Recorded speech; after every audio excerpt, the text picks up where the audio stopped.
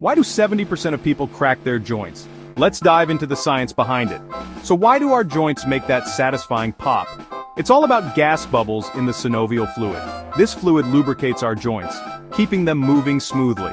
When you stretch or bend, those bubbles burst, making that familiar cracking sound. But don't worry, cracking your knuckles won't give you arthritis.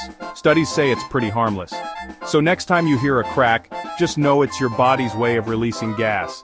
Sounds weird, but it's totally normal. Got more questions about your body's quirky habits?